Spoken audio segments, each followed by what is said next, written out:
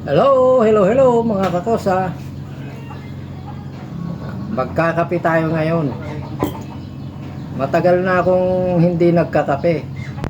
Siguro mga 4 months or 5 months na walang kape-kape. Ngayon mapapakape ako dahil sa ginawa kong tsaa. Yeah. Ito ay malunggay tea. Ito yung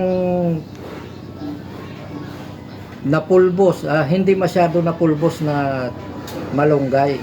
Ginawa ko ng tsaa. Kasi yung napulbos ko, ginawa kong capsule. Kinapsul ko na yung napulbos. Yung hindi napulbos, ito yon. Ginawa kong tsaa. Kaya walang tapon. So ngayon, mapapakape ako dahil sa tsaan na to. Ito. Ayan mga kakosa.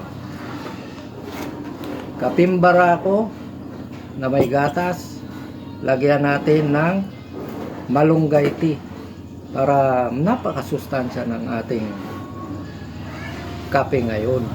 So hindi na to basta-basta na kape, kasi masustansya na dahil may malunggay.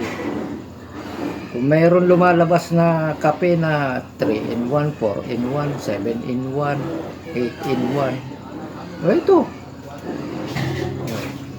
meron na kayong kape, may malunggay pa. Yung hindi nakain ng mga gulay dyan, katulad ng malunggay, eto na.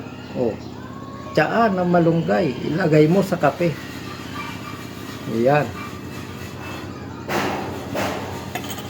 Hindi mababago yung lasa ng kape. Yung pa rin, yung lasa niya, kapim barako pa rin. So ang kape natin ay kapim barako. Natural. Tapos ito, natural din, malunggay. Alam naman natin, masustansyang malunggay. Oh, ayan oh.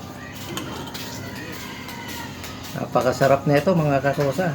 Hindi basta-bastang kape lang. Kasi meron halong malunggay. Ayan. Ayan, hinahalo ko pa para masipsip niya yung katas talaga ng malunggay.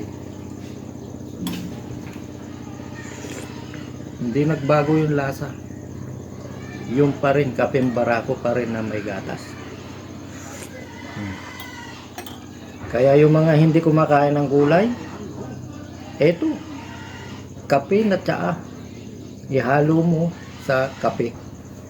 Kung ayaw matikman yung lasa ng malunggay, ayan, tsaa na.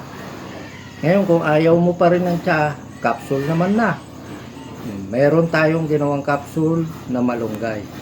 Sa mga gustong bumili, PM nyo lang ako. O paano mga kakosa? Busin ko muna to.